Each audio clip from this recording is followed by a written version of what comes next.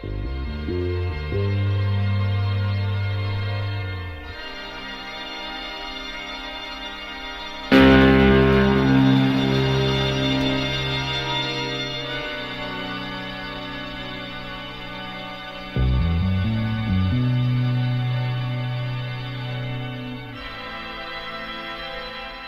and welcome to another Drive-In Double Feature. I'm Ryan. I'm Nathan. And this is the podcast where we talk about 2 movies a week every Tuesday and Thursday. But before we get into that, we have a Patreon over at patreon.com/driveindoublefeaturpodcast. Just a fun little section, little extra content that Nathan and I do, off-the-cuff conversations, some fun games, maybe a guest or two, who knows, just something as a thank you for giving us your support. If you'd like to support us, please go over to Patreon and check us out. But it doesn't affect any regular content, but we appreciate you nonetheless. But today we're going to be talking about 1976, The Little Girl Who Lives Down the Lane, directed by Nicholas Gessner. And this is starring Jodie Foster, Martin Sheen. Are actually like a huge year for Jodie Foster that year. I don't know if you looked at what she made that year, but it was like insane. The output she did that year. I know Freaky Friday and Taxi Driver were the same year, right? She did this movie, Taxi Driver, Freaky Friday, another movie called Echoes of a Summer. I've never heard of that, and then the other one was Bugsy Malone, which is like a teen movie set during gangster times, but instead of them getting murdered, they get pies in their faces. Yeah, and it's an all kid cast. That's one I've always wanted to see. But no, a huge year. Get to work the child labor. We gotta make her work. Yeah. These kids are getting a little too lazy today. They're only putting out 1-2 movies a year. Put out 6. Talk to me then. Good Lord. Yeah, and she was like 13 years old at the time, and she was doing all this work, and she's honestly great. Really strong actress. I mean, I will say she carries this movie. I mean, I think she's in every single scene in this movie. I can't think of one scene where she's not in it. Yeah, I think so. She definitely carries this movie. One of the things I do find interesting about this movie is how very small scale it is. It's her, she's mainly in it, and maybe 1 to 2 other people. And it's usually in the one setting the house. It sometimes leaves, but hardly ever. It kind of just takes place in such a small area. And I actually kind of like that about it. It has a lot of focus on acting.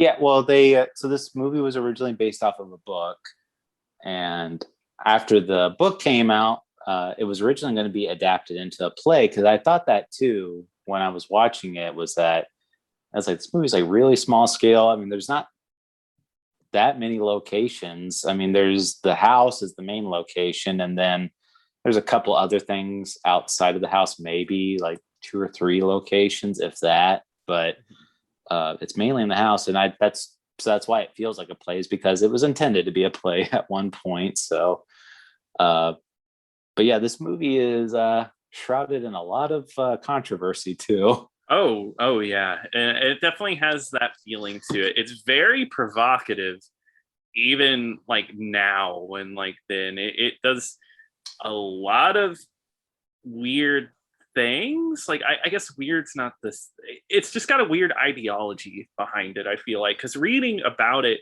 it's heavily about child's rights and like children having to write as many rights as an adult, kind of. And it does it's interesting, I'll say that. It's interesting, an interesting point of view. Absolutely. Well, I'll say it. So like the movie immediately throws you right into the deep end, because the movie starts with Jodie Foster hanging out at her house. She's by herself. You're not really sure why she's by herself, but then all of a sudden, Martin Sheen shows up at the door as a neighbor, and Martin Sheen in this movie is full-blown pedophile. From the start, does not make a big secret about it either. Like he's no. Which is so weird. He's like just the town pervert, and everyone's just like, "Yeah, that's Martin Sheen for you."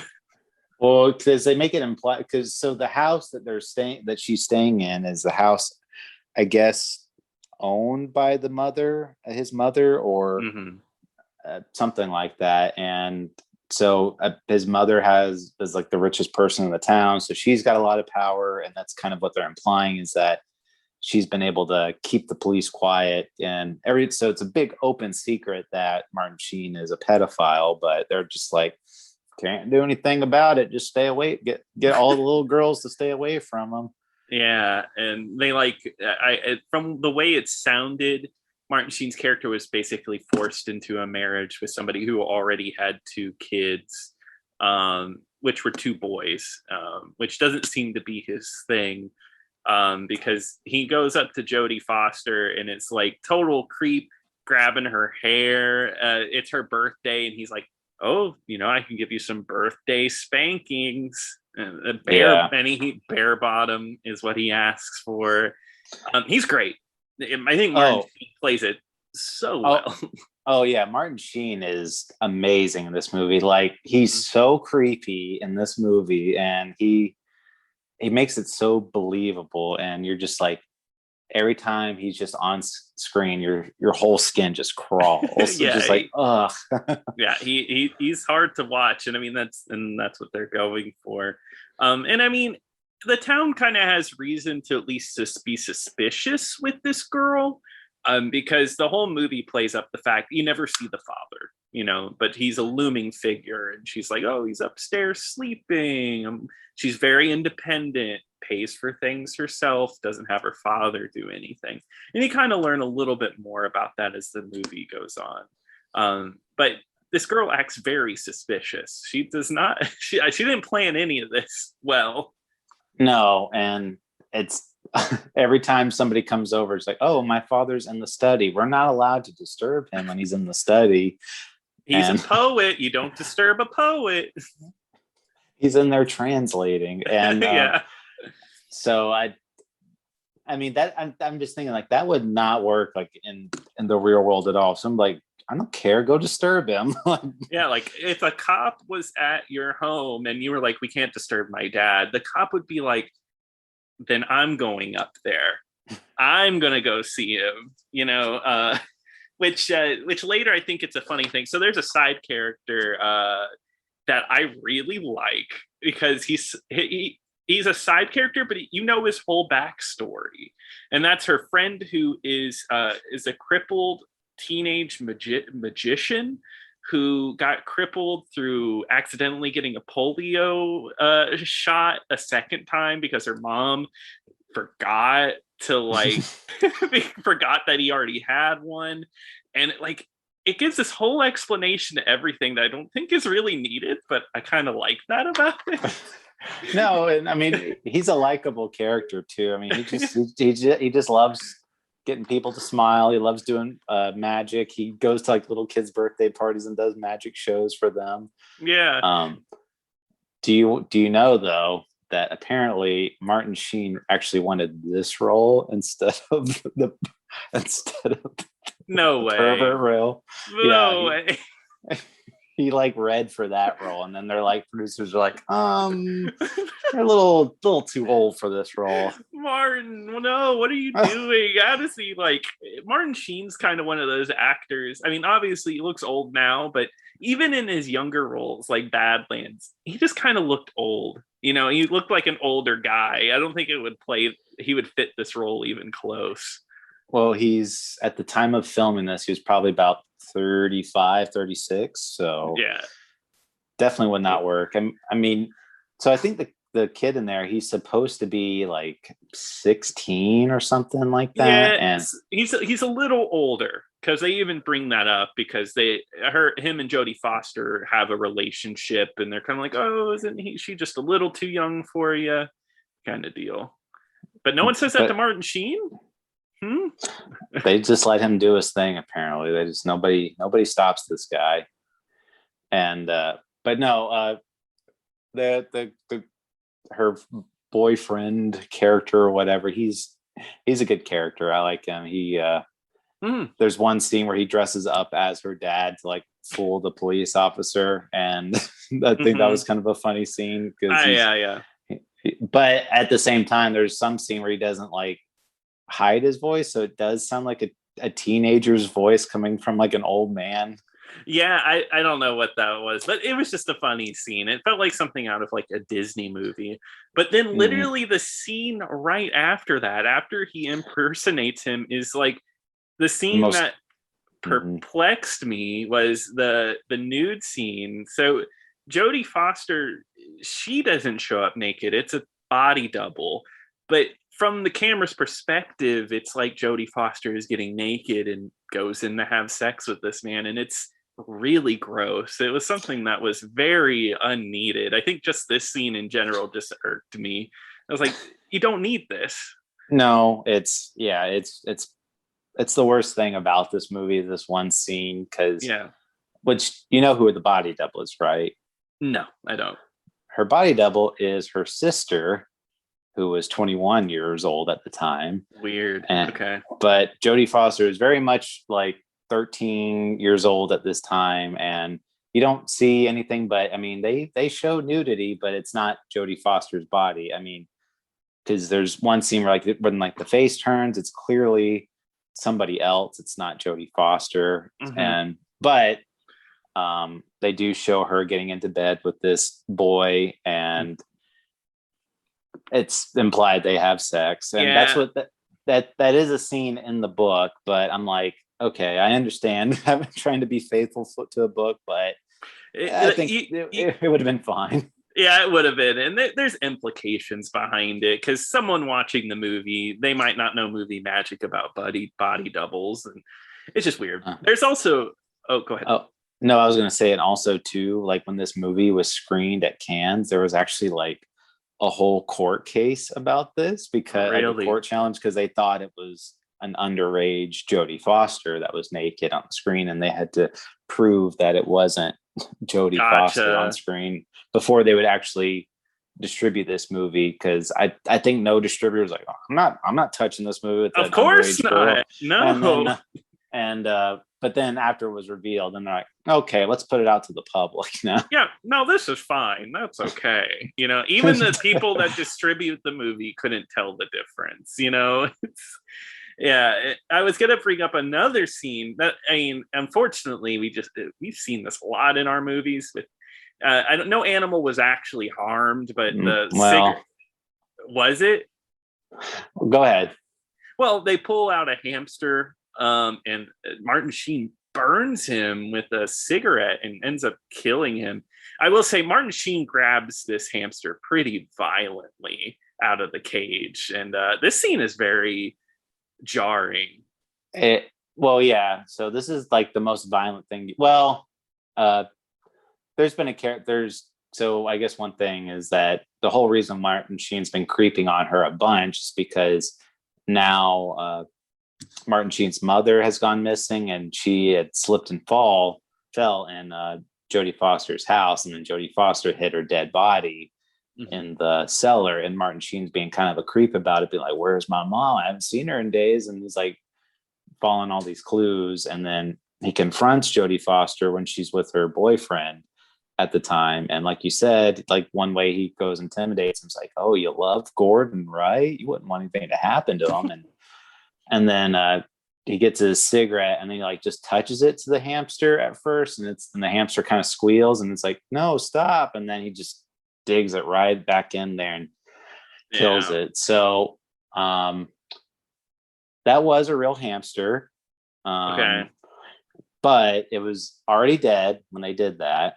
They had gone to like, I think they said they went to like a vet or like a pet store or something like that, where there was like a dead one, and they used that. And Gordon, the actual hamster, he was fine. The costume designer, set designer, one of them, like took Gordon home. Okay, so good. Went to a loving family, but it is still upsetting because they do burn this dead hamster body, and then without breaking the camera, he throws the dead hamster into a roaring fireplace. So you see like an actual lifeless hamster in a fireplace.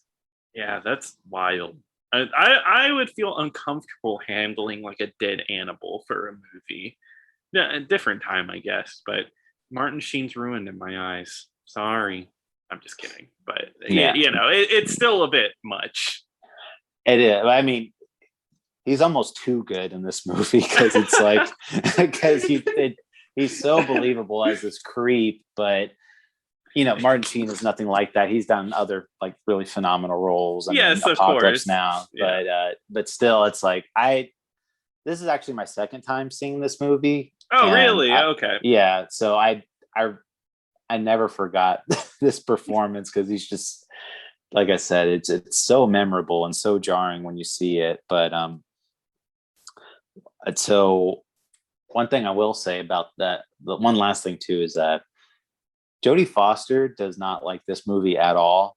She does Really? not. She does not look on it at favorable times as well at all. And she said like the producer of this movie, like the producers or whatever, they were really wanting her to show more skin. They wanted her to like, I guess, act more sexy for this movie or whatever. And also too, Jodie Foster had no idea. She was like very, very upset about that hamster scene, like did not know that was going to happen. Wow. And like that was like her genuine reaction, like when she just saw that, and she was so upset about that. Other thing too was the nudity, like in the movie, like that happened. She's just like, she just did not want any of that stuff to happen. She was really upset about like the way she was portrayed and in that scene. Yeah, I get Uh, that. so she does not look upon this movie favorably and doesn't have a whole lot of great memories in it, but which I totally understand. But at the same time, she does give a really great performance in here, and Yeah.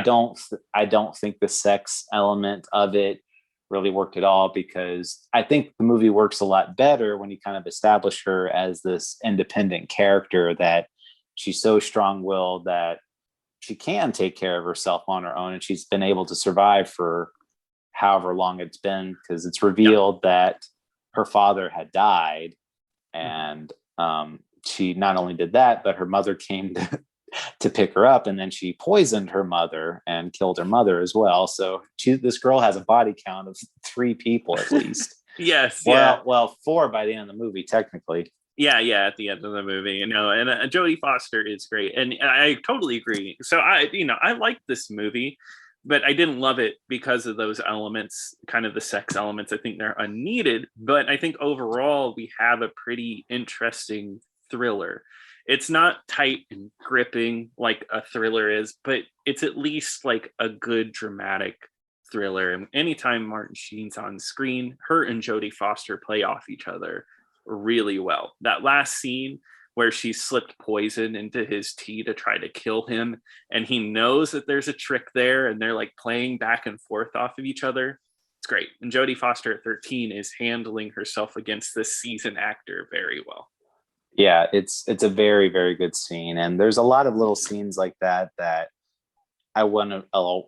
I wish there was a lot more of, but like the 2 sexy scenes or whatever, it's just like, like why did they have to ruin it? It's like, Yeah.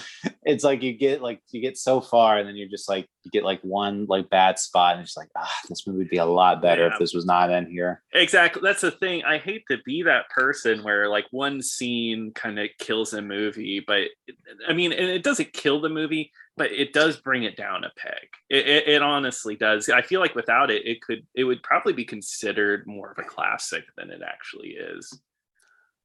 But it is weird. Like Jodie Foster this year, I mean, there so many people wanted to do things to her because it was that, and then she plays a child prostitute and Taxi Driver. Yes, yeah, and She had a really phenomenal year, and it's really cool that she was. I mean, she actually won the Saturn Award for Best Actress, which, the Saturn Awards, like those are like the awards where they give out to like sci-fi and horror movies, and she actually won Best Actress that year. mm-hmm. And I think that was really cool. And then she also got nominated the same year for an Oscar for Taxi Driver. Oh, wow. I didn't even realize she was nominated for that. And she's great in Taxi Driver. So, Yeah. And I even think it's kind of, well, the other thing too that's cool is that she is really good here, but she hasn't even hit her peak yet, where she's like getting Oscar nominations like all the winning time. Oscars.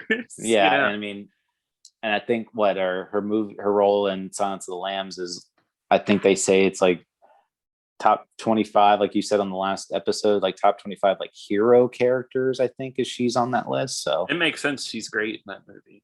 so I think it's, and I don't even know if I necessarily recommend this movie just because of that one scene. And I hate to say that, but I mean, if you can handle seeing stuff like that, like we said, we specified this is not an underage girl. It is a girl that is of age that's in that one scene. So if you can handle that, I would say give it a watch, because it's a good precursor before she becomes, like one of the greats actresses at the time. And like I said too, Martin Sheen's performance is really, really good in here, where he's just a total creep, and he almost steals the whole show from her.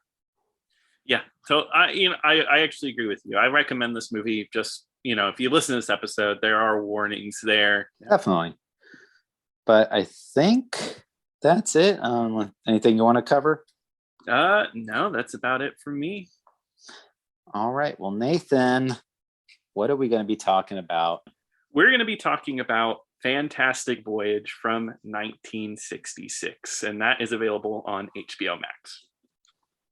Can't wait. I've always wanted to see that one. Mm-hmm. Same here. Well, thank you so much for joining us. Don't forget to check us out over on Patreon, as I said, over at patreon.com/driveindoublefeature.